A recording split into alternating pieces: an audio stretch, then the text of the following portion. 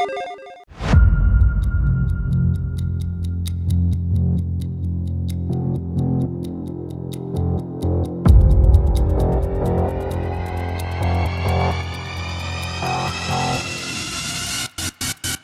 BioWare of today isn't necessarily the BioWare of yesteryear, and after having played Anthem or Mass Effect Andromeda, it's easy to forget exactly what really put them on the map for so many gamers: Mass Effect. Now, that's certainly not to ignore their other games, but Mass Effect was a big deal, and it had a massive influence on games that followed it. Hi folks, it's Falcon, and today on gameranx we ask the question: what made Mass Effect a big deal?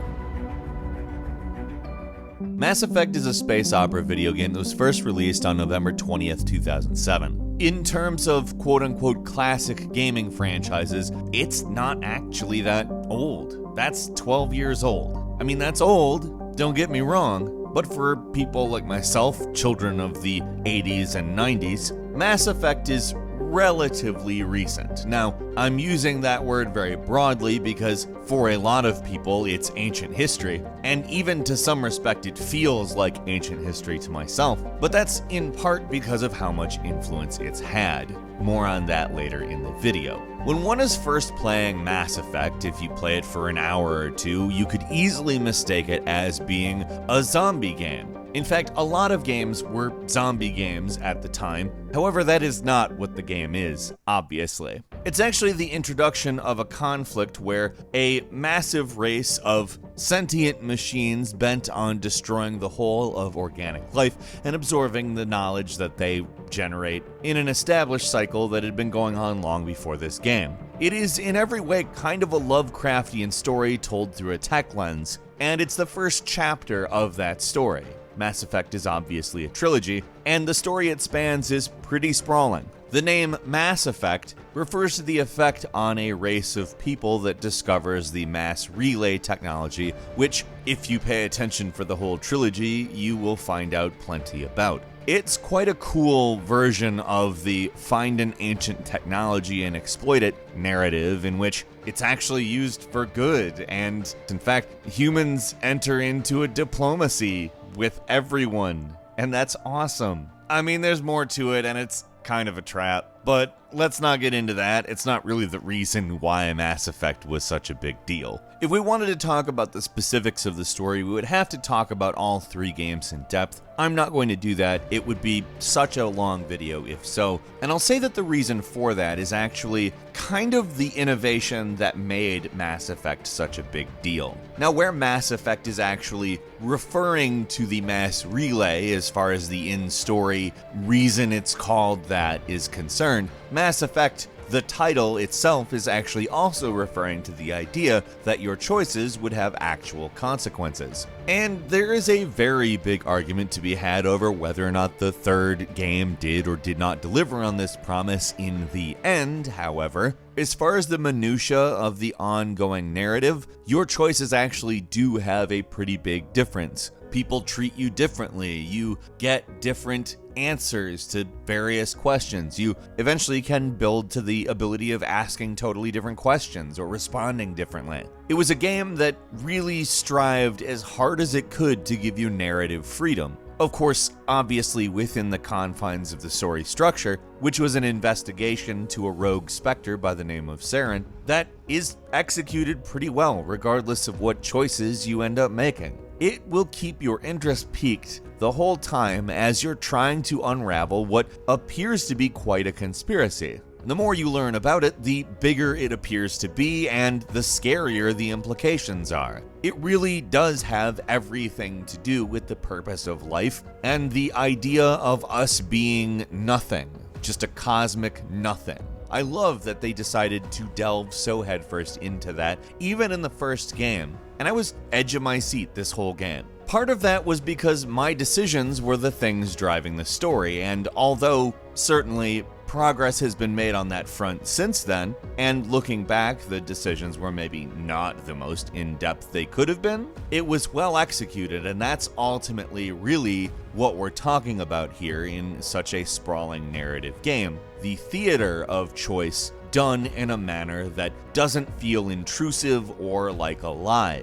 Now, there's a lot of people that will argue that the choices ultimately didn't matter, but I would say that those people maybe are a bit focused on the destination rather than the journey. The journey itself actually does a great job of mattering.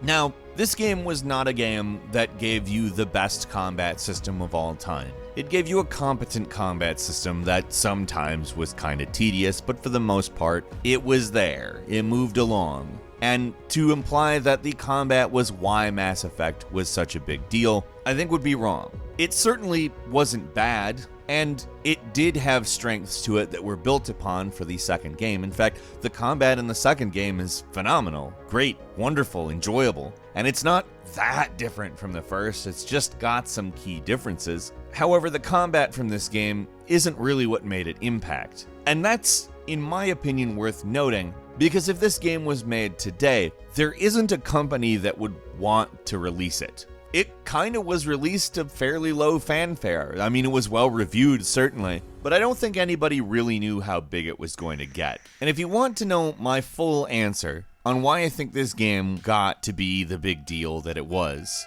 it's the aliens. Like, there's a lot of really cool stuff as far as the interaction between different races, learning about their planets, about their history as people and as a people, as a race, as a species. And it's so weird, but Mass Effect confronted racism. Of course, it wasn't racism because we're not talking about human races, we're talking about totally alien races. But a lot of it was about getting to know these things that were nothing like us, and yet were everything like us. It was a kind of a story we're really not seeing anymore. And it involved the player in such a way that as you interacted with characters and the plot moved along, you weren't just in these firefights with a okay combat system for no reason.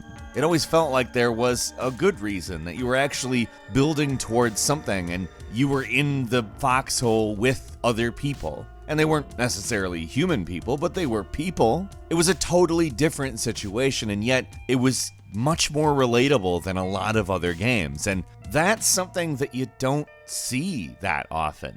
And you really definitely hadn't seen up until that point, especially at such a scale. Mass Effect was huge. It was so big there was an exploration element that you could easily spend more time doing than anything else. The Mako wasn't great, not gonna say it was, but it was certainly really good at demonstrating the scale of the game. And to make something so sprawling and huge, and despite some technical limitations and limited systems, still gave you such a huge, sprawling experience, while being relatable and real in a lot of interactions. It's just hard to describe how amazing that actually was the first time around. Between, getting to know Garrus, for instance, or finding Rex charming in his own very strange way, or some of the decisions you have to make and who they affect and how the outcome ends up with who. I don't want to spoil anything because you can still play this game fairly easily, and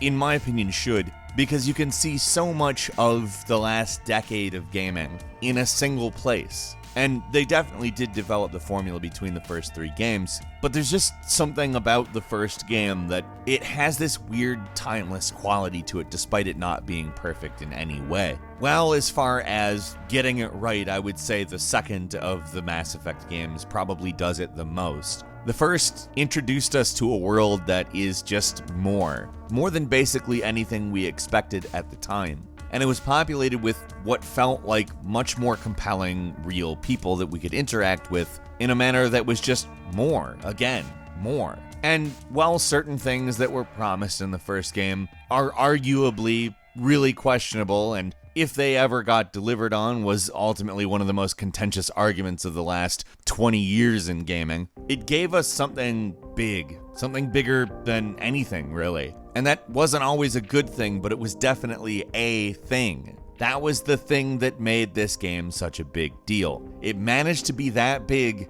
and still feel like it was real in a lot of ways. It didn't sacrifice characterization to be that size. Its mass had a real effect on me.